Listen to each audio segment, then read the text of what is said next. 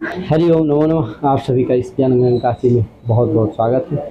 आप जानते हैं इसमें हम अभी तत्पुरुष समास पढ़ाने जा रहे हैं। तत्पुरुष समास में आज चतुर्थी तत्पुरुष समास चल रहा है। चतुर्थी तत्पुरुष, तृतीया का बता दिए नहीं, अभी तृतीय वाला है भैया। एक कर्तिकरणे कृता बहुलम सूत्र है। कर्तिकरणे तत्पुरुष है, ध्यान देना। तत्पुरुष समास चल रहा भैया। समास क्या है? तृतीया अभी चल रहा है। तृतीया का ये सूत्र है। क्या है? कर्तिकरणे करणे कृता बहुलम बहुलम, ये सूत्र है। अब देखो, कर्तिकरणे कृता बहुलम, तो देखो कर्ता और करण, कर्तिकरणे ये क्या है? कर्ता च और करणं च इति कर्तिकरणे है कि नहीं? अर्थात कर्ता और करण में क्या होता है? कर्ता और करण में जो क्या है? तृतीया है। कर्ता अर्थ में तृतीया होती है और करण, तो कर्ता च करणं च इत्यनयो समाहारः कर्तिकरणम तस्मिन् कर्तिकरणे है कि नहीं? क्या कर लेना? समाहार द्वंद्व समास करके सप्तमी का एक वचन का रूप है क्या? कर्तिकरणे है कि नहीं? कर्ता च करणं च, कर्ता च करणं च इत्यनयोः समाहारः कर्तिकरणं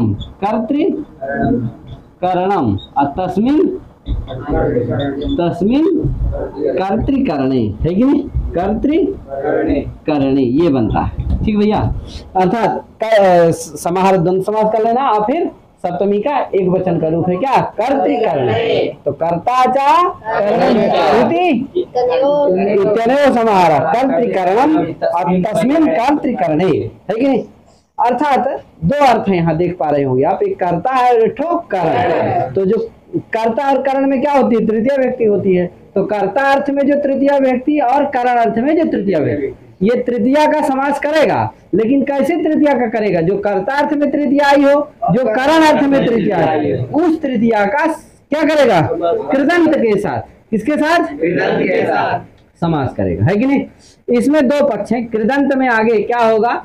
सुप्रत्यय आएगा कि नहीं आएगा? शुभ उत्पत्ति के पहले होगा कि शुभ उत्पत्ति के बाद होगा? तो कुछ लोग कहते हैं भैया यहाँ कर्तिकार को पदानम कृतभी समास वचनम प्राक शुभ उत्पत्ति, ये परिभाषा हम आगे बताने वाले हैं। तो वो परिभाषा कहती है कि शुभ उत्पत्ति के पहले ही समास हो जाता है कृदंत का। तो कृदंत का शुभ उत्पत्ति के पहले समास होता है, तो फिर शुभ उत्पत्ति नहीं होगी। तो इसका मतलब क्या अर्थ होगा कि कर्तरि करणे या तृतीया तदंता भिन्नम सुबंतम, क्या होगा? कर्तरि करणे अर्थे या तृतीया विभक्ति ही तदंता भिन्नम सुबंतम, या मतलब वही तृतीयांता भिन्नम सुबंतम। पहले वो तृतीया कैसी हो? तो जो कर्तार्थ में तृतीया अथवा करण अर्थ में जो तृतीया, फिर तादृश तृतीयांता भिन्नम सुबंतम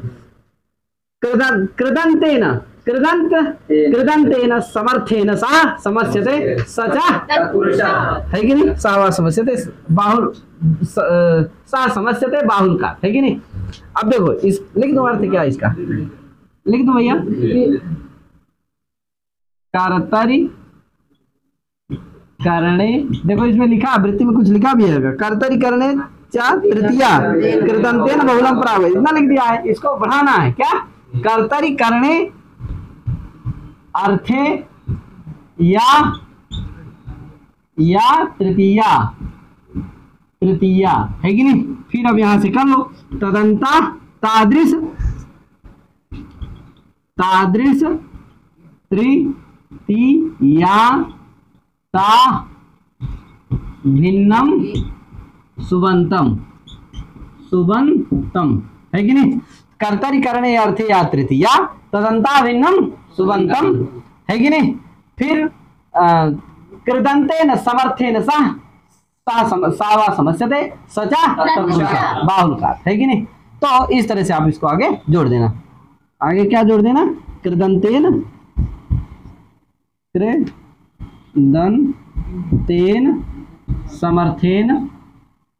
समर्थेन सह समस्यते सच सहवा भी कर देना है, सहवा समझते सचा तत्पुरुष, सचा तत्पुरुष, ठीक भैया, ये अर्थ हो जाएगा है। कर्तरि करणे अर्थ या तृतीया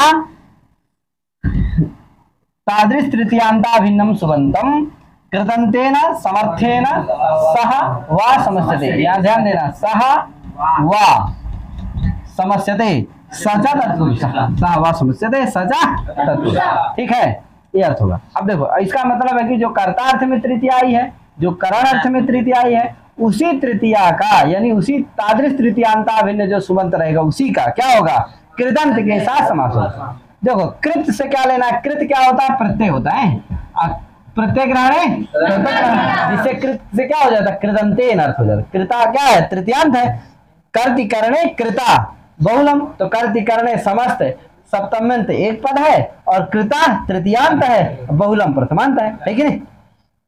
तो कर्ता कृता क्या है, तृतीयांत है, यानी तृतीय व्यक्ति है।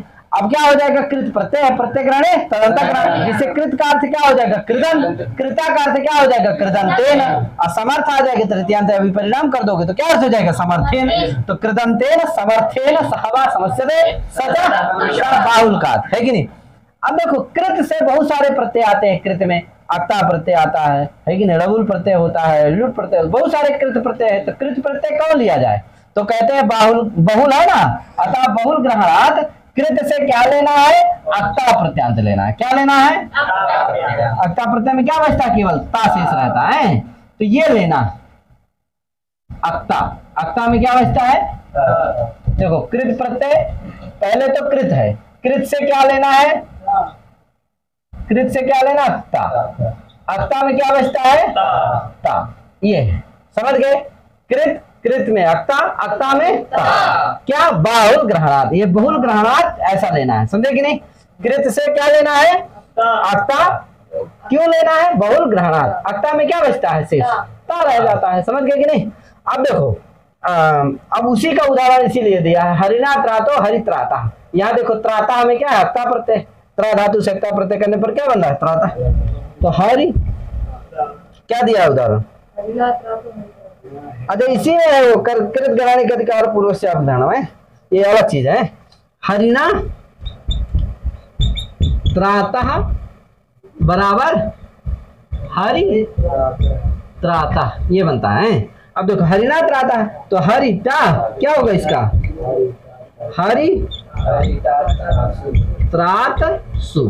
अब देखो यहाँ हरिता, हरिता, अब देखो ये हरि क्या है, करता है, हरि ने क्या किया, रक्षा किया, हरिना त्राता है कि नहीं, भक्ता, हरिना त्राता भक्ता, हरि के द्वारा भक्त क्या है, रक्षित होता है कि नहीं, हरि ने क्या किया, भक्त की रक्षा किया, हरि के द्वारा भक्त क्या होता है, रक्षित होता है, अतः हरिना त्राता हरितात, तो हरिना त्राता भक्त है कि नहीं, हरि से क्या हुआ, भक्त रक्षित होता है। अब देखो हरि क्या है, करता है, तो कर्ता अर्थ में ये त्राता में जो एकता प्रत्यय हुआ ना, किस अर्थ में हुआ है, त्राता में देखो धातु त्रा और उसे एकता प्रत्यय होकर के क्या बना है, त्रात, समझे कि त्रात में क्या बचा, ता बचा, ता में क्या बचता, केवल ता, तो क्या बन गया, त्रात, और उसे सु है, सु क्या बन गया, हरि त्रात सु है कि नहीं, तो हरि ता त्रात सु, ये त्रात बताओ है ना, अक्ता कृत प्रत्यय है कि नहीं, कृत में भी अक्ता प्रत्यांत है कि नहीं है, त्रात, अतः कृदंत कौन हो गई, त्रात, इसके साथ क्या हो जाएगा, सुउत्पत्ति के पहले ही समास हो जाएगा, ध्यान देना है, क्यों बताए थे, अब कुछ लोगों के मत में सु आ जाएगा, क्या परिभाषा नहीं लगेगी, वो गतिकार को पदानम कृतवी समास प्राग सुउत्पत्ति, ये परिभाषा अगर क्या है नहीं लगती है तो क्या हो जाएगा, सु आ जाएगा, ध्यान रखना, इसको याद रखना है, कभी बता देंगे इसके बारे में।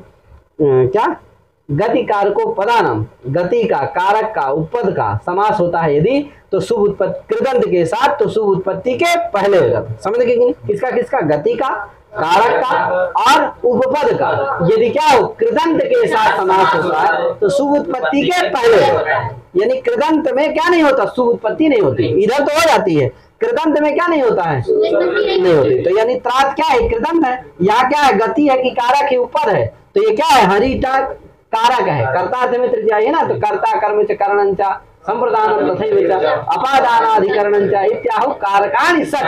तो ये कर्ता कारक है कि नहीं है? अतः इसका कृदंत कौन हो गए? त्रात। इसके साथ यदि समास होगा तो शुभ उत्पत्ति के पहले हो जाए, तो सु नहीं आएगा यहाँ। तो अगर परिभाषा लगती है तो सु नहीं आएगा, परिभाषा नहीं लगती तो क्या हो जाएगा?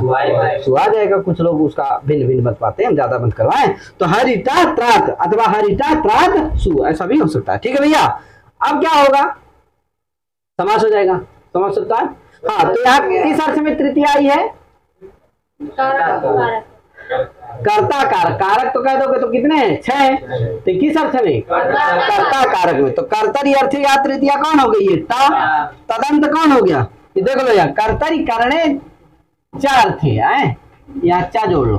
कर्तरी करणे चा अर्थे या तृतीया। तो यह कर्तरी अर्थ में कि करणे अर्थे है? तो कर्तरी अर्थे या कर्तरी अर्थे या तृतीया कौन हो गई? हरिता में ता। तदंता भिन्न सुबंत कौन हो गया? हरिता। इसका क्या होगा? कृदंत के साथ, कृदंत जो समर्थ है कौन? त्रात। इसके साथ क्या हो जाएगा? समास हो जाएगा। समास होता है सब जानते ही हो। तो हरित्रात, उसके बाद सु आएगा, सु करू तो हो जाएगा, क्या बन जाएगा? हरित्रातः। लेकिन हरिना त्रातः हरित्रातः। यहाँ भी क्या है? कर्ति करले कृता बहुलम। यहाँ तृतीयांत का प्रथमांत कौन है? तृतीया से आ जाता है उसमें। किसे? तृतीया कृतार्थ से तृतीया आ जा रही है, वही क्या होता है? प्रथमांत रहता है। इसलिए उस तृतीयांत जो होता है उसी का पूर्व प्रयोग होगा, यानी हरिता का ही पूर्व प्रयोग होता है, यानी हरि का, जिसे हरित्राता प्रयोग बन जाता है। ठीक है, ये हो गया क्या? कर्तरी वाले का उदाहरण। अब बचा क्या? करणे या तृतीया। उसका क्या उदाहरण है भैया? तो उसका उदाहरण दे रहे हैं आगे। नखैर भिन्नः नख भिन्नः है कि नहीं? नखैर भिन्नः नख भिन्नः। देखो नखैर भिन्नः। अच्छा, इसको ये मिटा, जब इसको अब मिटाए दे रहा हूँ, ध्यान देना।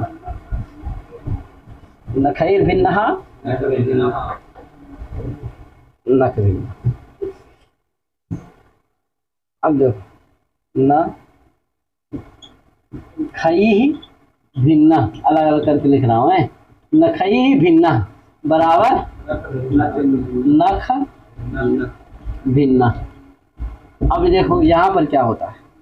नख क्या विग्रह क्या होगा इसका? अलौकिक विग्रह। हाँ है क्या? कहीं देख के मत बोलना, ऐसे बोलना है। तो नख भिष, नखई कहाँ का रूप है? इसलिए भिष आएगा। तो नख भिष भिन्न। अब भिन्न भी क्या? विध धातु सकता प्रत्यांत है, तो यहाँ भी आ सकता है, नहीं भी आ सकता है, जाने रहना है। तो नख भिष भिन्न। अब यहाँ क्या हो जाएगा? समास हो जाएगा। समझ सकता है, जानते ही हो। यहाँ देखो किस अर्थ में तृतीया आई है? करण। क्यों? नख क्या है? करण है। नखों के द्वारा भेदन किए। कौन? लेकिन किसका? हिरण्यकशिपु का। किसके द्वारा? नखों के द्वारा अपने भेदन किए। तो नख क्या है? करण है। लेकिन नख करता, नख क्या है? करण। अर्थी या तृतीया कौन है? नख भिष में विष। सदंता भिन्न सुबंत कौन है? नख भिष। उसका क्या होगा? कृदंत कौन हो गया? भिन्न। भिन्न के साथ समास हो जाएगा। भिन्न समर्थ कौन? कृदंत समर्थ कौन हो गया? भिन्न। अतः इसके साथ क्या हो जाएगा? समास हो जाएगा। समर्थ सब कुछ बन जाएगा। क्या? नख भिन्न बन जाएगा। ठीक है, ये भिन्न ध्यान रखना। विध धातु से अत्ता प्रत्यय करने पर क्या बनता है? भिन्न बनता है। सुएगा सुकर क्या बन जाएगा? भिन्न। है कि नहीं? चिन्ह भिन्न सब पढ़ो गया। ताको ना हो जाता है, रदाभ्याम निष्ठा तो ना पूर्वस्य द, ताको भी हो जाता है और ताको भी हो जाता है, इसलिए क्या बन जाता है? भिन्न। क्या यार? इस दा को भी क्या हो जाता है? ना, है कि नहीं? आधा ना। इसमें ता, अक्ता में क्या बचेगा? ता। इसमें अक्ता में बचेगा ता। इस ता को भी हो जाता है ना। मिला दोगे तो क्या बनेगा? ना। और भी है, ये मिला दो, भिन्न। है, बन गया ना जी? तो भिन्न बन जाता है। क्या यार? समझ रहे हैं ना? आगे चलते हैं भैया। क्या है आगे? अब एक परिभाषा आ गई। इसमें परिभाषा ही है, यही समय लगा रही है, इसीलिए क्या ये परिभाषा देखो क्या है भैया। परिभाषा कृत गणाने लिख देता हूँ। देखो ये कही कुछ परिभाषा आई, कहती है कि भैया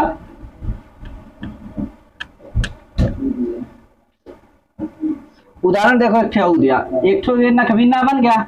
अब एक ठो उदाहरण मान लो, नख निर्भिन्ना उदाहरण क्या है?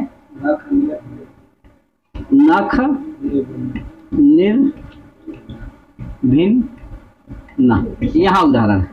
अब देखो यहाँ नख का निर्भिन्न,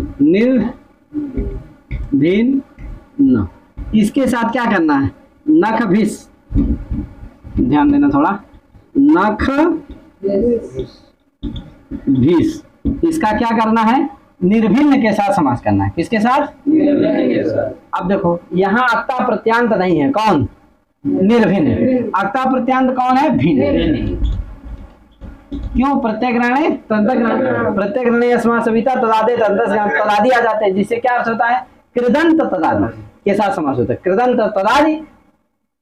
कृदंत तदादि जो रहेगा उसके साथ समास होगा। अब बताओ कृदंत तदादि कौन है, भिन्न है, कौन नहीं है, निर्भिन्न नहीं है, अतः निर्भिन्न के साथ समास नहीं होगा। क्यों, क्योंकि ये क्या नहीं है, कृदंत तो है, कृत प्रत्यय इसके अंत में अक्ता प्रत्यय है कि नहीं, तो इसलिए क्या है, कृदंत है, लेकिन क्या नहीं है, कृदंत तदादि नहीं है।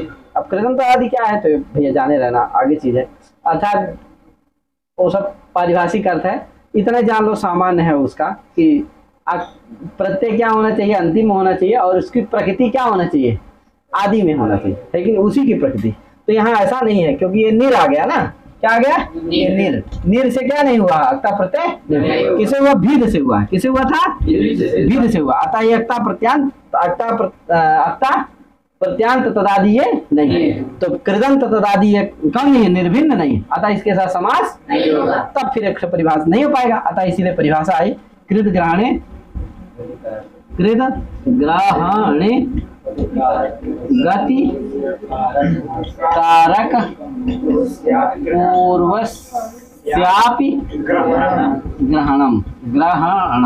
अब देखो इसका मतलब है कि कृत के ग्रहण से, जहाँ कृत का ग्रहण हो वहाँ क्या होता है, गति और कारक, यहाँ दो चीज है, तो गति पूर्वस्यापि ग्रहणम, ये लगा दो, और कारक पूर्वस्यापि ग्रहणम, दो चीज है, गति दूसरा है कारक। तो गति पूर्वस्यापि ग्रहणम, कारक पूर्वस्यापि ग्रहणम, समझ गए, सामान्य अर्थ है। कृत ग्रहण है, जहाँ कृत का ग्रहण हो वहाँ गति पूर्वस्यापि ग्रहणम भवति, कारक पूर्वस्यापि ग्रहणम, समझ गए अर्थ, क्या समझे, जहाँ पे कृत का ग्रहण हो, अरे संस्कृत में बताओ, कृत ग्रहणे गति पूर्वस्यापि ग्रहण भवति, कारक पूर्वस्यापि ग्रहणम, मतलब हिंदी में जहाँ पे कृत का ग्रहण होता है वहाँ पे गति का पूर्व ग्रहण होता है, गति पूर्वक का भी ग्रहण होता है, और कारक पूर्वक का भी ग्रहण होता है। अब देखो यहाँ ये निर क्या है, उपसर्ग है, इसलिए गति से क्या हो जाएगी, इसकी गति भिन्न भेदनक क्रिया है, उसके क्रिया के योग में होने से गति की संज्ञा हो जाएगी, तो फिर निर क्या हो गया, गति हो गया।